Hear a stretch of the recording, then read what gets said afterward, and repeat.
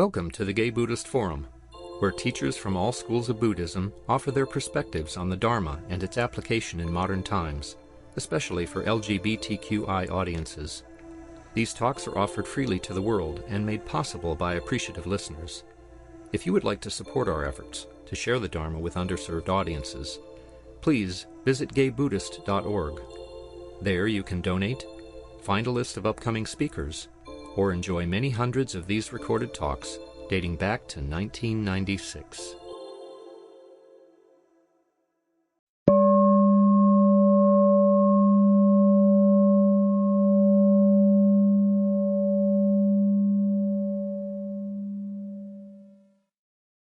Well, at this point we do introductions. So is there anybody here for the first time in this room or coming back after a long absence?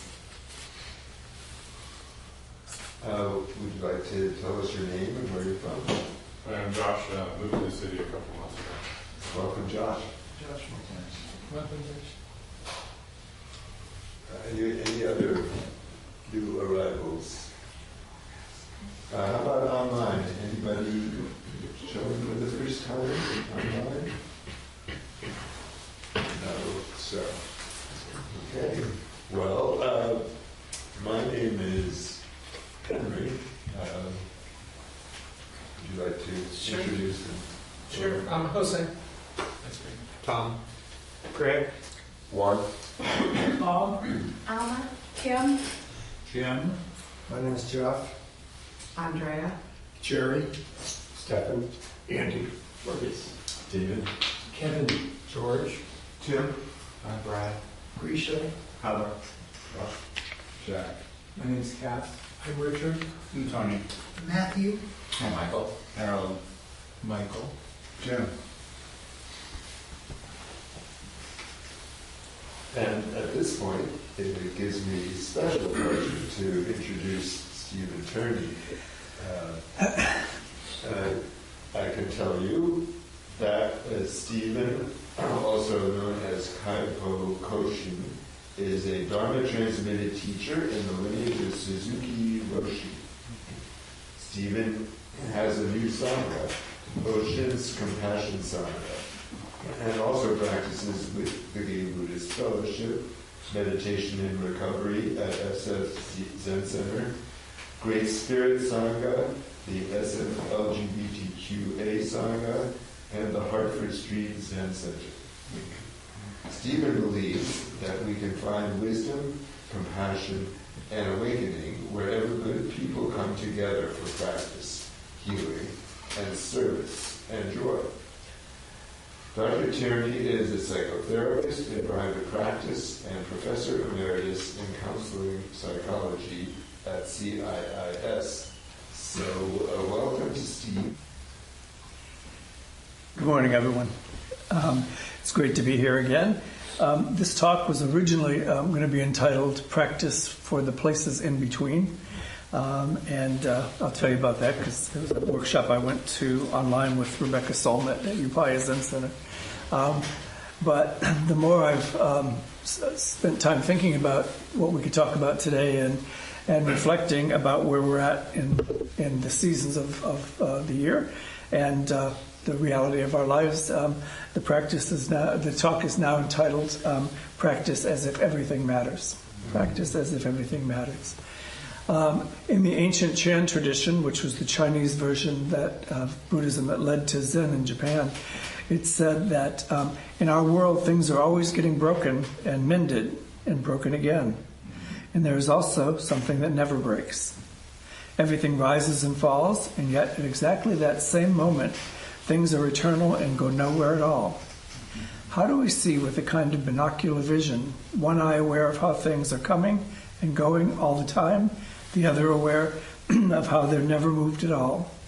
How do we experience this not as two separate ways of seeing, but as one seamless field of vision? In Chan practice, like in our practice here at GBF, it's not about getting free of the world, it's about being free in the world. So that's sort of what I've been thinking about. It's the idea that there's so many things going on right now And yet, if you think about it, the average age in this room being whatever it is, we have seen a few winters before, and they come and they go, and each one's a little bit different. But from a certain vantage point, when you turn around and look back, they're kind of all the same as it was. This week, I walked with one friend at the beach and actually got a little bit of a sunburn on that particular day. And then it was such a nice experience that I asked another friend, a Buddhist student of mine, to go meditate at the beach, and so we did. And we meditated in the pouring rain, sitting on a log on the beach. Both of those are San Francisco winters. But as everybody knows, as he mentioned, my Sangha that I formed 3 years ago is called Ocean's Compassion, and it's because for me the ocean has always been the 30 years I've lived here where I go to find peace and connection. You watch the waves come in and they're crashing and they're covered in foam and they're very loud and wonderful noise, and then they hit the beach and they go right back out and simply become part of the ocean again. The big roar of the wave being present and not present. So Peter Mathiasson, who some of you know wrote the White Leopard something. Yeah. That one, yeah, whatever that is, he wrote. It was a good book, and some others. But he has a quote that goes like this: "To practice Buddhism means to realize one's existence moment after moment, rather than letting life unravel in the regret of the past or daydreaming about the future. To rest in the present is a state of magical simplicity, and out of the emptiness we can come into a true insight of the natural harmony of all creation." So what Peter taught and others have taught in Buddhism is that oftentimes the chaos that exists around us, or certainly in the last couple of months, probably for a lot of us, the chaos that we feel overwhelming us from other sections of our country and our society, oftentimes has less to do with what the chaos actually is and more to do with how we respond to it, how we accept it, how we choose to engage with it, and what we choose to do about it. I think we don't want to talk about politics today, and I'm not going to. And any of you that believe that, let me know. But I actually Googled, just as I was getting ready yesterday afternoon, I Googled, don't talk about politics or religion, just to see what there was. And Google was nice enough to spit up 444 references to don't talk about politics. All of which, the first couple that I looked at, basically said, you're going to do it, so just get over it. Like, we go to our families and we say, well, there's certain things we're not going to talk about because it will cause conflict. Or we go to our workplaces and we say, well, at work we only talk about certain things because it will cause conflict. And what we know for sure is that we're carrying all of that with us when we go. And so we can choose not to talk about it, and sometimes that's a wise decision. But I think that when we choose not to talk about those things that are important to us, what's required of us, it seems to me, as spiritual people, is that we find other places where we can talk about it. So when we come to GBF or any other Sangha that we happen to practice with, I think we come here to seek refuge, right? We come here to seek refuge. This is not a debating society, and it's not the local Democratic Party or whatever other party you might want it to be. And so some of us might think, well, there's all this stuff going on in the world, and everything from the condition of the planet, as our friends in Los Angeles can truly attest, and people all over the world, to the political stuff that's going on, both here in San Francisco and in the Bay Area and across the globe.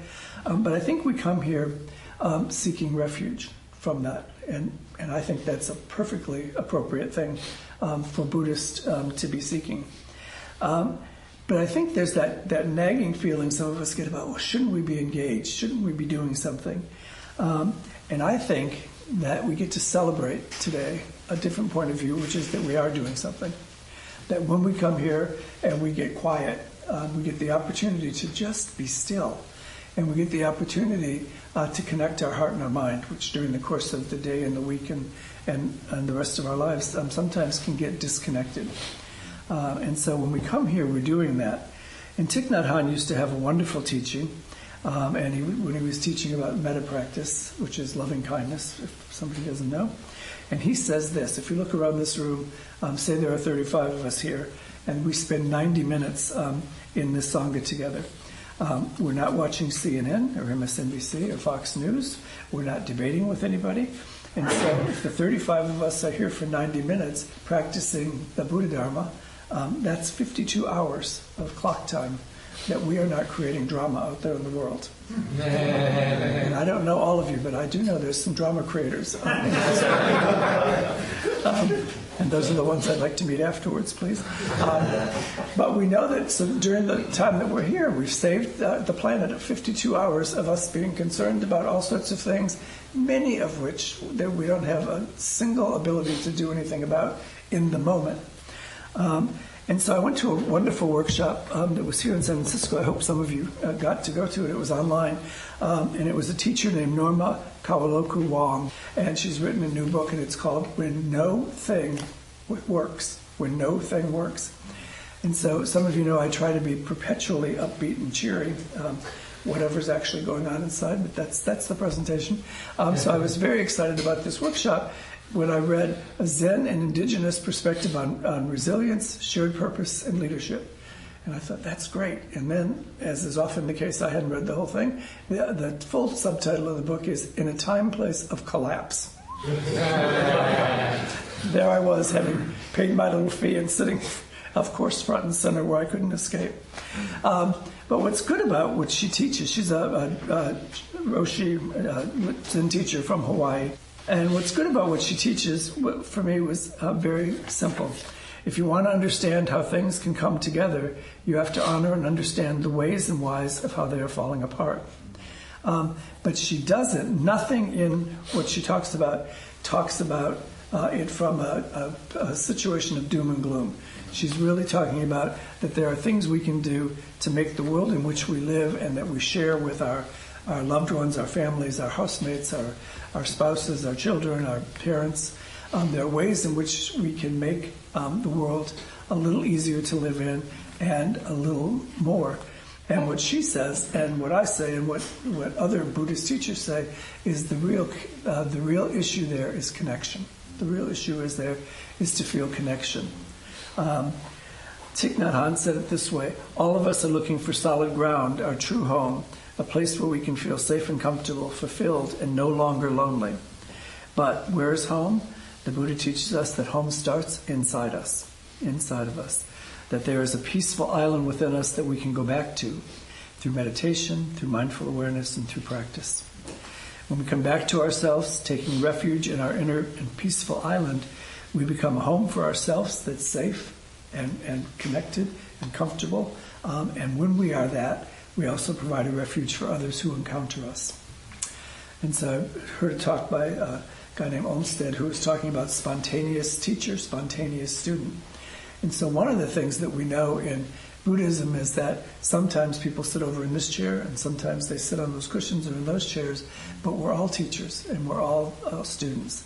And what happens is that, some people get to say their, whatever it was we introduced me as today, whichever title it was, I'm in a couple of places in my life where somebody has designated me to be a teacher. And there have certainly been times in both my Buddhist practice and in what I do in community mental health that I've thought, I must know some things, so let me share them with you. And hopefully that's true. But what I've learned, and what's so important about the teachings that Roshi Norma talks about in this book, is that we should have something called collective reflection. Collective reflection. And what she says is that she has this wonderful concept that's called collective acceleration. Does that sound interesting? Collective acceleration. And she's just as charming as she was to me. And she said, first of all, I want to tell you that I made that expression up. And she said, the reason I'm telling you I made it up is because I gave a talk in Philadelphia, and a physicist stood up in the back and said, by the way, that actually that means something in physics. And she said, oh, well, does it mean sort of what we're suggesting here? And he said, well, I don't know. Go ahead and tell me what you're suggesting. She said, okay. She said, we can hear a story. And, our lives are all about stories and telling stories. We can hear a story from Fox News or from wherever we hear it from. I frequently, during the last year, have been very careful to curate the amount of news I take in from any of those sources. But I'm an old person. I live in West Portal and I'm retired, sort of. So I go to Pete's Coffee in West Portal all the time, or Ballast Coffee, and I get my news from other people my age who are sitting around interpreting the news. I don't know who they are, and I don't know what the source, whether they're getting the news was. I do know some of them are occasionally hysterical about what's going on. And so that's what she says. She says that there's this collective thing that's happened, this collective amping up, and that we have this capacity to get together, and I'm hysterical about something, and then I share it with you, and you get hysterical with me because that's what we do. We connect with each other, and then you tell him, and he gets a little more hysterical, and he tells him. By the time we're out of here, everybody's hair's on fire, and we find out that the source of the news was fill in the blank, whoever your favorite villain is at the moment. And so what she suggests is that if we take the backward step, as we often do in Buddhism, and we say, let me accept things as they are. So you take a backward step and say, okay, that information is out there. And that information is out there in the context of Pete's Coffee in West Portal. And then there's the rest of West Portal, where you can now go across the street and buy an $11 donut at the new place. I haven't done it yet. Only because the line is too long. Other people want to do it. But you just take a step back, and you take a further step back, and 15 minutes away down Slope Street is the ocean. And so for me, I could listen to all that stuff, which I sometimes do, or I could say, you know what, let me take this cup of coffee and walk down Slope Street and go to Mother Ocean and see what's going on. So I think that when we come here, we have the opportunity for a period of time, at least, not to be taken in any of that kind of news, even if the person that sits up here has a strong political bent, which I must confess from time to time I've shared more politics than I think I will ever do from this seat again, because it seemed at the moment like it was the right thing to do. And I've now rethought that, because I think this collective amping up, it can happen lots of places. It doesn't need to happen here. And I think that's because in Buddhist practice, in metta practice, this loving kindness, it starts with being calm here, being centered here. And a piece of that, taking the backward step and looking at things in context, a piece of that is to not sugarcoat things and pretend like there's not stuff going on with the planet and with politics and with healthcare and with hunger that don't deserve our attention. But the fact of the matter is, when I teach meditation to new students, one of the things I say is you will sit on the cushions or in your chair and sit quietly, and you'll form just the right posture for you. And you'll never be satisfied with it, by the way, but you'll form that right posture. And then you will start to breathe, and you'll breathe in, and you'll breathe out, and you'll never be satisfied with that either. And then you'll say the third component is to quiet my mind. And as we all know, according to some studies, some of our brains come up with 60,000 separate thoughts a day. So during the 30 minutes that we sit, you'll be thinking, I'm not thinking about anything else. I'm just not. There it is. I'm thinking about not thinking about anything else. I can't believe I'm still not thinking about it. And so the opportunity that we have is to just be still. And I have a little story about that, which is, I had this occasion that to be talking to my own therapist, and I was telling him about being retired, and some of you have heard this from me before, and some of you know me, so you don't even have to hear it. But I was mentioning that I stopped teaching at CIS, the university, a couple of years ago. I retired, but then I was still teaching an occasional course. And I stopped teaching because all the courses were online and asynchronous. You know what that means? Anybody under my age probably does. Asynchronous means you never actually are in a room or even a Zoom screen with these people. You deliver a little lecture on video, and then you give them some questions, and they answer the question. It's great for students on the rush. They never have to. They can study in the middle of the night, or 2 minutes before the semester's over, whatever it is they want to do. But when I teach at the university, I'm teaching people how to be psychotherapists. And the idea that you would do that for 16 weeks without ever looking at them face to face or helping them to know what you need to know when you want to respond to people didn't make sense to me. So roll forward to this year, and they called me and said students are clamoring for faculty who teach in the classroom. They want to come back. And I thought, good, there's hope for the world. And so I quickly said yes. And then they said, oh, he quickly said yes. So bottom line is that I'm teaching 3 courses this semester, which, if you know about graduate schools, that's full-time work. So I'm retired and working full-time. The only difference is no benefits. So I was telling this to my therapist, and he said to me, do you understand what the word retired means? He said, don't you also have a Sangha and that list of songs that you participate in and you see clients as psychotherapy? I said, yeah. He said, your task between now and the next time you have CBT people, they always give you a task, is to go home and look up the word retired, figure out what it means. And then he looked at me, and he's one of us. And so he looked at me and he said, the real situation here is that what retirement means for you, he said, is getting comfortable with being still. And I took a breath, and I thought of 400 things I wanted to say to him right at that moment. And he said, I heard that in a talk you gave at GBF. So nobody repeated anything I said. So for me, I've said to you, I really believe that walking by the ocean is healing and supportive and nurturing.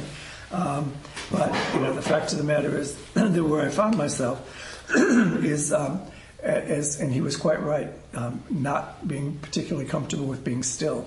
The idea of sitting home just reading a book or doing other things like that doesn't really work for me. So I took a look at one of my favorite teachers, Thich Nhat Hanh, and he has some teachings about being still. And what he said is it's a practice of quieting both the body and the mind through your meditation practice, allowing for a deep awareness of the present moment without reactive thoughts or distractions. So he recommends to live in the moment. Meditation and prayer will get you there. To let go of expectations and resentments about others, about your own hard life, quote unquote, and then eventually about yourself, whatever it is you might be carrying around. And then he says the third thing, of course, is to appreciate the day that we're in. Appreciate the day that you're living in. And again, that's that context, I think. That, it seems like, some things are going on politically, or the planet's getting warmer, and the ocean's at risk and all that sort of stuff. But it's like, what can you do in your life, little things that you can do right now to just appreciate the beauty. I had an opportunity with a friend yesterday to go to the botanical garden and walk around for a couple hours, and it's like right in the middle of this city is this beautiful, beautiful place. And I don't know about the rest of you, but I don't get there nearly often enough. So that we have the ocean, we have the botanical gardens, we have Golden Gate Park, we have the tunnel tops. How many folks have been to the tunnel top park? Yeah, good. Go back, because it's definitely worth it. So those are the things, like to really get clear with ways in which we can appreciate the moment we're in. And again, not to pretend like none of the rest of it's happening, but to give us a foundation, with which to engage as speaks to us. And we'll get to that in a minute. But I just wanted to say quickly that the second feature that brought me to this place of wanting to talk about practices if everything matters is 2 weeks ago, 2 of my very good friends had the occasion to put their best friends into long-term care or hospice care. And I've been involved over the years in making that decision, helping to make that decision for a number of people, because for a variety of reasons people ask me to do that. And I'm just warning you, don't ask me, because in July I go on vacation, And if you get a bad cold at the end of June, the decision might not be clean. Just kidding. Just kidding. But for some reason, people keep asking me. But in this case, these were two good friends who had to make this decision. And neither of the other two folks were quite ready. They were ready. They knew they had to go, but not quite ready. So it was a process. It was a heartbreaking process for all four of them and other people around them. And ultimately they went. And actually, one of them passed away earlier this week. So dedicate the merit of these words to John and his care team and the people that were with him. And I thought, so what was my reaction to that as I was trying to be there and be present and be supportive? And my reaction was, oh, woe is me. Now, it turns out all four of those guys, the two that went in and the two that made the decision to put them in, are all younger than I am, significantly in one of the cases. And I thought, oh, man, so because of the age of myself and the people that are in my life, when am I going to have to be involved in making that decision? And so that was one level of spin, and I don't need to tell you what the next level was. Like, when is somebody going to tap me on the shoulder and say, get your bag and come with us? Do you know the words Laguna Honda? So for me, it was just like that, and I thought, so what can I do with that? Well, here's what I'm suggesting that we do is to find a simple way. So a simple way for me was to say, do I have a plan, a care plan made up for what happens to me when I do that? And do my friends that I'm in close communication with, that I'm in that inner circle, do they have a plan? And so what I thought I could do is, instead of saying, oh, woe is me, is create my plan and make sure it's got it out and tightened it up and cleaned it up and made sure the people that need to know about it know where it is and what it's about. And then I could come here and tell all of you that. Because whatever ages we are, we all think, oh yeah, I keep meaning to get to writing one of those. I keep meaning to having a healthcare proxy. I keep meaning to have my business taken care of. And if you're like me and most other people, according to statistics, you haven't actually done it in a while. So a simple thing we can do is, instead of saying, I might die, or I might have to be put in Laguna Honda, or you might die, or I might have to take you to Laguna Honda, is just to say, is there a plan for what happens? Perhaps with a specific sentence that says, do not take me to Laguna Honda. Whatever it might be. Whatever it might be. So that's, I think, the kind of thing that we can do when we operate from a calm place, a centered place, a place of metta, loving kindness. We say, what's a simple thing I could do? Which is just to remind, the 35 of us that are here, that at some point this week, take a look at your care plan and make sure that it's in good shape and that everybody that needs to have a copy. And that's Buddhist practice. That's taking care of ourselves and each other. The third thing, and this is a little bit political, but it's not about the politics, it's about me. So I was on the way to, I was watching something on TV, and I went to get ready for bed, and I was walking back, and I'd forgotten to shut off the TV. So I went into the living room to shut it off, and the newscaster, with great dignity, said, the president has figured out a way to bring peace to the Middle East. Now I thought, I truly need to stop and pay attention to this for just a second. So most of you probably know, but I have, because I've been curating and not paying attention, I had no idea how out there things had gotten. So here was his 4-part plan, and it's again, not political, just I'll tell you how I responded to it. Number one, he wants to take over the Gaza Strip as American property, his specifically. 2, he thinks it would make a great Riviera, like the French Riviera, that someone could open a big hotel complex there. 3, in terms of peace, all the Palestinians will have to leave while the transition takes place. And 4, none of them can come here. So that newscaster repeated those 4 steps as though he were on the same planet that you and I are on. And as though getting paid to say those things didn't cause him a little bit of angst, which I'm guessing it did. But for me, which is what I really want to talk about, and us as Buddhists, I had a different reaction when I heard that. I didn't laugh, and I didn't cry, which since then I have cried thinking about that a little bit. But I just thought, I don't understand. I don't understand what that was that just got said, how it could be said, and how anybody, including that well-paid newscaster, could say that as though without, calling it to question.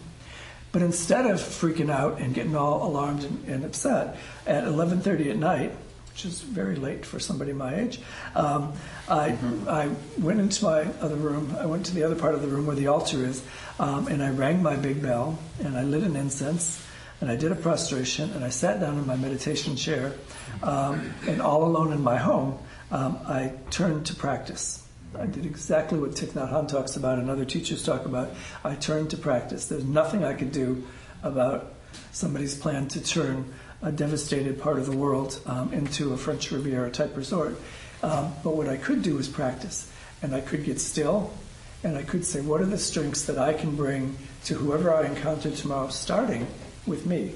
So what are the things that I could do? After 30 minutes, I sat up, I took a few more deep breaths and did a little bit of stretching, and acknowledged that I was safe in my home in San Francisco, California, and that nobody that evening or the next day was going to be taking me to the hospice or to Laguna Honda.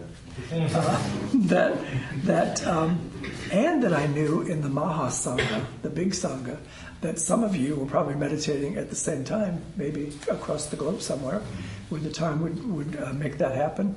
But if you weren't, by early in the morning, many of us would have had an opportunity to sit together and meditate together, and that we were meditating together anyway.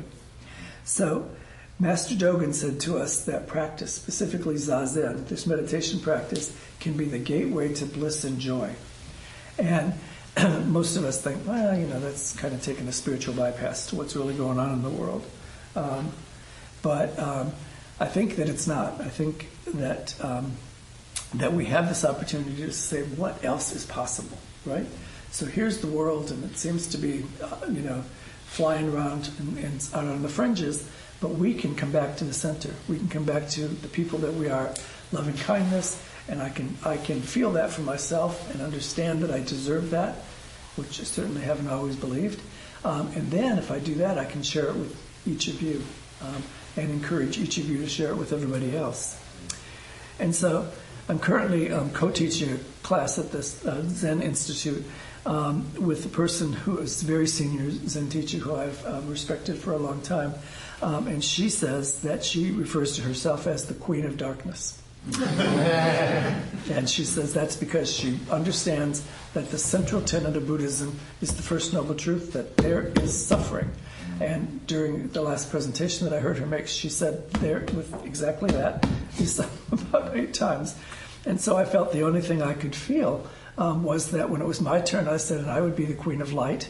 And I think there's a third noble truth, and it is that there's the end of suffering, and that we can do something about that. And so she said, because she's very friendly and supportive, always, she said, well, you don't take Buddhism seriously enough. And she said, I can give you several things that you should read that would help you to focus on the First Noble Truth. And so I said, with deep love and respect, I said, all I have to do is be around you to know about suffering.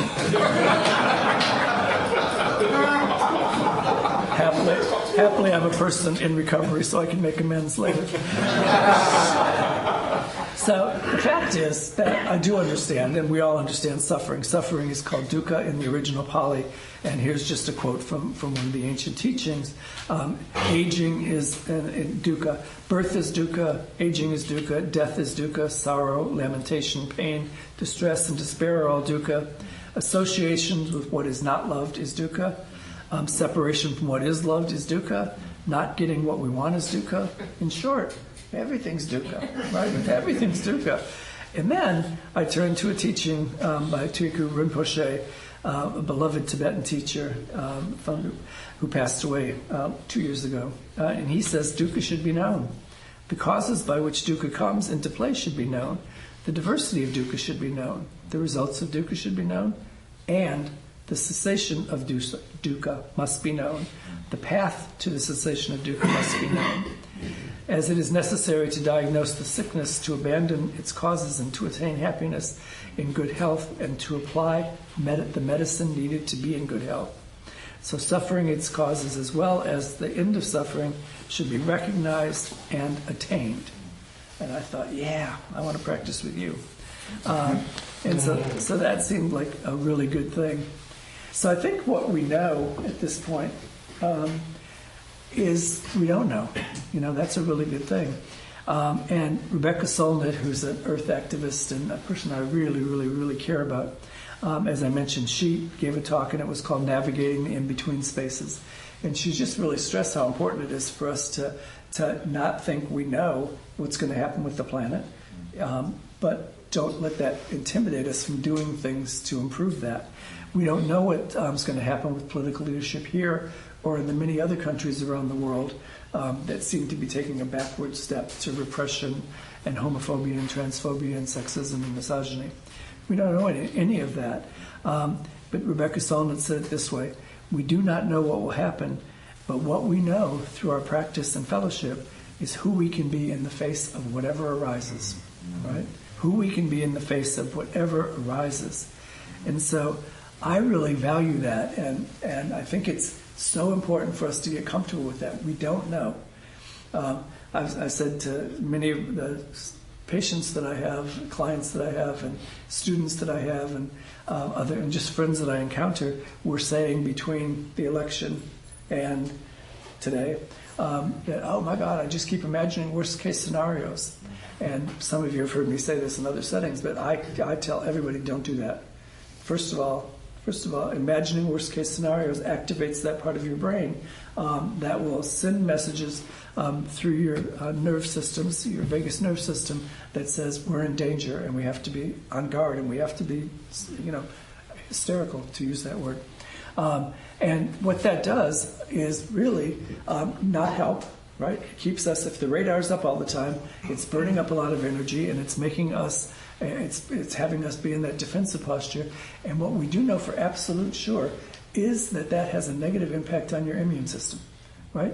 It wears out your body, and that constantly being on guard and alert. And so if you're imagining worst case scenarios all the time, then, you're making yourself more available for other kinds of stressors and disease. And as everybody knows who has been reading the newspaper, we currently have epidemics of the flu and RSV, and COVID is back coming up, and other things going on, because for a lot of reasons that are far more medically and scientifically accurate than just this. But I also firmly believe we have it because people are so exhausted from worry and stress and thinking of worst case scenarios. So I wouldn't say to ignore any of that stuff that's going on, but what I would say, and I also said to people who are not quite sure they can get off having worst case scenarios, is we can't even imagine what that guy in Washington, the worst case scenario, because if somebody would have talked about it 2 months ago about the people he'd appoint and the things he would do on the first couple of weeks, no one, I don't think any of you, unless you're creative writers by profession, would have been able to imagine some of that what's going on. But the other piece that I think is important is in Buddhism we have a concept that says not knowing is most intimate. Not knowing is most intimate. Being comfortable with the fact that we don't actually know. And I might have strong opinions, and I might think they're versed in years of study and collective reflection with other people. But we really don't know. We really don't know. And that's an important thing. And it's important because the concept encourages us as practitioners of Buddhism to let go of the need to control the situation we're in, and to know that probably we don't control most of them anyway, right? Anytime two people come together, I can get up in the morning and think, I'm filled with peace and love and joy, and I walk out the door and meet one of my neighbors, and that might go all right. Meet the other neighbor, and suddenly they're complaining about something, and I'm like, yeah, that's awful. And then by the time I get to the subway, there's 3 people complaining that Muni's not running the way it used to, and I'm like, yeah, that's awful. And by the time I get on the subway to come here and be peaceful and joyful, I'm already pissed off about Muni. And I'm here, so Muni worked. So that's the point. But there's a writing by a woman named Rainya Naam, and she says, I'm slowly learning that I do not have to react to everything that bothers me. Sometimes it's better to just let things be. I'm slowly learning that I don't have to hurt those who hurt me.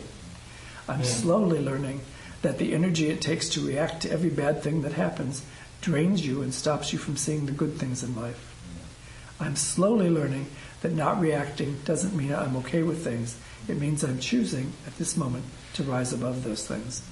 I'm slowly learning that reacting to things that upset you gives someone else the power over your emotions.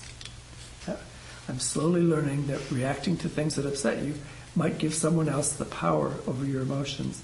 And finally, I'm slowly learning that life is better lived when you don't center it on what's happening around you, but that you center it on what's happening inside you. Okay? So we have this opportunity then, I think, as Buddhists to really think about what it is we're doing. And when we get to the place where everything seems like a crisis, we get a chance to think about, you've all heard people say that the Chinese characters for crisis can say opportunity. Well, in this wonderful little book called When No Thing Works, what Norma says, Roshi Norma says, is that another interpretation of those Chinese symbols can be a critical juncture when and where change begins. A critical junction when and where change begins. So things are going on in Washington, and we get this opportunity to say, wow, that feels big, and I'm not sure what I can do about that. Somebody suggested that when he was doing something, one of his many things, they suggested that we have a march beginning on Castro Street, go up Castro Street and then down the street. And I said, I'm not sure of a lot in the world, but I'm relatively certain that Donald Trump and Elon Musk do not care one whit what anybody says on Castro Street in San Francisco. So if it makes people feel better to get together and be connected and walk up and down the street, let's do it. But I'm pretty sure that because they said we must deliver a message to Donald Trump and Elon Musk, it's like, I don't think that it just doesn't strike me that the Castro Street message is the one they're looking for. But I do think that we have this power of Sangha, this power of fellowship, and that's really, really what's important, so that we can really come together and say, where are the strengths we have? The strength to remember that in our practice for 30 minutes, or some portion of that, we found some sacred stillness. And from that place, we said, wow, if I can do this in the midst of all that's going on, then that's something that I can share with other people. And that's not just whoever sits here, that's all of us. Sometimes when we teach meditation instructions to people, we say, don't listen to the person next to you. There's not a magic Zen breath or Buddha breath that you should be using while you meditate, because people are sitting there thinking, I'm not breathing right, I want to do it just right. And then you start breathing with the woman next to you or the person next to you on this side, and you're breathing, and then afterwards you talk to that person, and they mention that how they're just getting over a terrible cold. And so that labored breathing that you were hearing, that you thought, wow, that's a really deep, resonant breath, is really just the flu. And that takes me to the final point that I want to make. I forgot what time we're supposed to stop. Anybody paying attention? 5 more minutes. Takes me to the final thing that I wanted to talk to you about. And I used to talk about it a lot, and I'd sort of stopped for some reason. But I do want to talk about it, and it's called what we offer each other, because I think we're all teachers, and in Buddhism that means you're all monks, you're all bodhisattvas, we say in Zen, which is that you've made an agreement with yourself and your fellowship to live to be of service to other people. And that's, the Dalai Lama says, the mark of a meaningful life is how much of your life is to be of service to others. And we all have the degrees to which we can do that. And I think we often say, wow, I can't cool down the whole planet, so I'm not going to do anything. I can't change the political environment for healthcare in America, so I'm not going to do anything. And what I want to talk to you about is an invitation to be ministers. And it's a ministry of presence. It's a ministry of presence. Carl Rogers said what deeply troubled people want most is not to be diagnosed or treated.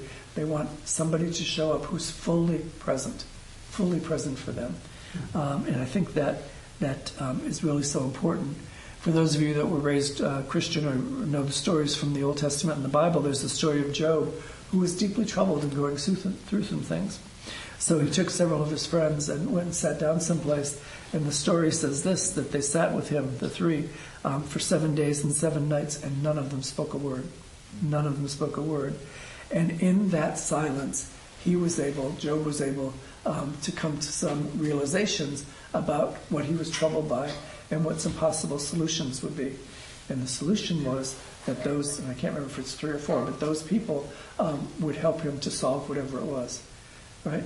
Not because they all filled with advice and good ideas and directions and suggestions, because they were willing to be fully present for what it was suffering.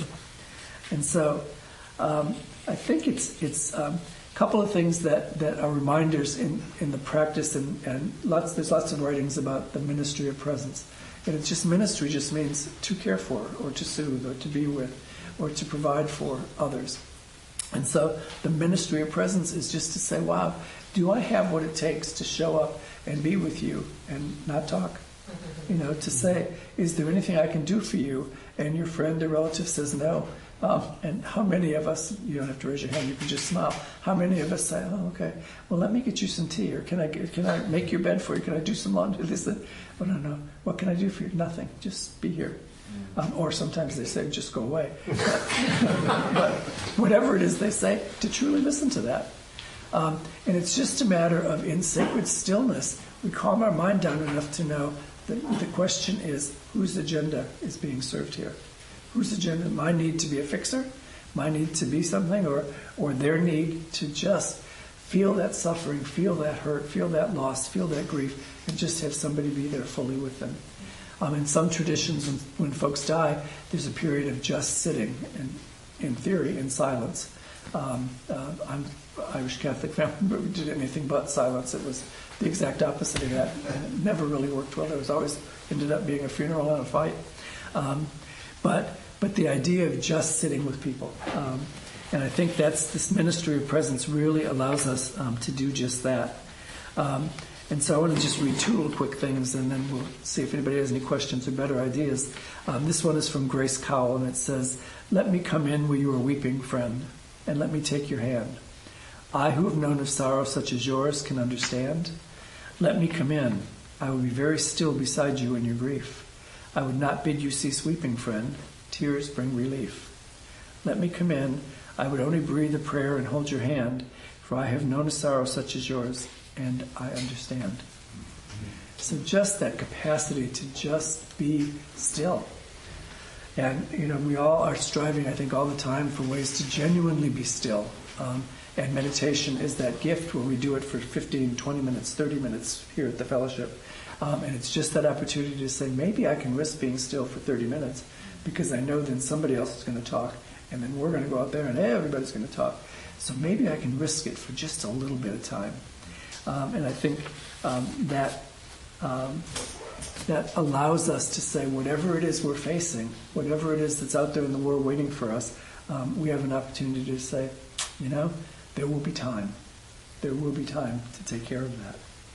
So here's the last thing I'm going to share is a poem from Tabrizi, who's a Sufi poet. "When I run after what I think I want, my days are a furnace of stress and anxiety. If I sit in my own place of patience, and what I need flows to me and without pain. From this I understand that what I want also wants me. What I want also wants me, is looking for me and is attracting me. There is a great secret here that anyone who wants can grasp." May you all find sacred stillness today. I think we have time for one question. One question, yes. Stephen, thank you so much for a really enlightened, actionable talk. I'm going to listen to it many times over. I just got back from the first 6 weeks out of the country on a total news fast, which I just broke this morning. How'd that go? Partly thanks to you. It was good. I went back to my carefully curated sources. The first article I read, coincidentally, was about having a VAP partner, V-A-P-P. I don't know if you've heard of it, but someone you can vent with, and this is like a spiritual partner, not just your friend who's going to become hysterical, but somebody grounded in maybe perhaps the Dharma. Yeah. You vent, because that's what's happening. You're feeling it. Then you acknowledge or appreciate what's actually happening, like you talked about. It's not happening right now, but don't spin out of control. And then pivot to the positive, like through art or action or something you can actually do. And you both support each other in this, and if you have someone like that, it can be so cathartic, but then it actually takes you in the right direction, so your hair isn't on fire like you talked about. Mm-hmm. So thank you. Great practice. Thank you for the reminder. I always like to remind people, and I say it a lot, so forgive me that you're going to hear it again, But Ananda said to the Buddha, I think I figured out between practice and studying and meditation right now, that having good spiritual friends is half the way. And the Buddha said, don't speak to me that way, Ananda. It's the entire way. And it's because of that, Bell Hooks, the poet, says that we should have, same concept is that she calls them enlightened witnesses. So that I talk to you and you talk to me, and it's somebody, I trust me sometimes, and now I trust you, and I trust that you trust me. And it's that's I'm going to look that up when I get back. I like that VAP. Good stuff. The rest of the article was about psychedelics, but I'll send you one. None of us here in San Francisco know anything about that. And I think we've run out of time, and there are cookies and tea waiting for us. Thank you, Steve. Thank you. Are there any announcements? Well, I'm the host today, so please stay and enjoy the company of the Sangha. There are refreshments and hot water for tea. If you use a cup, you can, if it says dirty on the dishwasher, you can just put it in there or put it in the sink and I'll take care of that. I'll be going around with the Dharma bowl to accept contributions to cover our expenses. Your generosity is appreciated. Donations in the range of $10 to $20 help us fund immediate expenses, and these include honorarium for our Dharma speakers, rent for this beautiful center, monthly dinners that are soon going to be happening again at the Larkin Street, youth services, our quarterly newsletter mailed mostly to people in prison. There's a newcomer's sign-up sheet on the credenza if you wish to be included and receive our Sangha membership directory. Please sign up and include contact information you wish to share with the group. Some members go out to lunch after the meeting. Everyone is welcome to join. The group meets at the front door around 12:30. Matthew. Just another reminder that this April 22nd through 27th, GBF is having a five-day retreat at Rajapani in the Santa Cruz Mountains. Our teacher is going to be Sean Oaks, and he will be speaking here the first Sunday in March to give you a sneak peek of his teachings. He was our teacher last spring, and was so impressive that we asked if he would join us again. So, all the information's on the website. Any other announcements, Jack? Hi. To piggyback on the mention of the newsletter, next week is when we send out our quarterly issue, and if less than a quarter of the people here who are here today can come next week, then we have over 200 paper copies which we send out. That's why most of them are directed to incarcerated people who don't have access to the internet or anything like that. So those are important issues to send out. So, and that happens after the tea and cookies and whatever next week's session. Please come anyway. Thanks. Thank you. Any other announcements? Steve, would you be willing to do a dedication of merit? Sure. We could stand in a circle.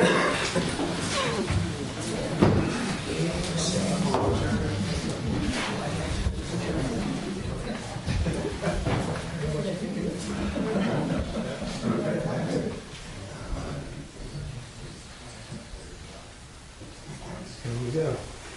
Taking a few deep breaths, finding the stillest place in your body, just holding it for a second. When we practice together, we generate merit, but we don't keep the merit.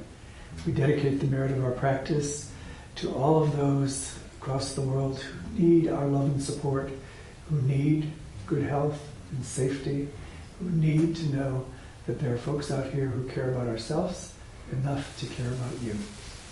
May all people live in peace and harmony and ease. Have a good day, everybody. Thank you. Thanks. Thank you so much, Steve.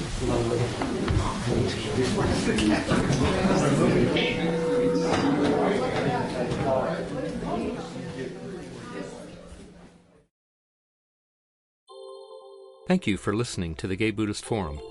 If you would like to hear several new talks per month and be notified of upcoming speakers so you can participate live, please subscribe to this podcast, like us on Facebook, and join our mailing list by visiting gaybuddhist.org.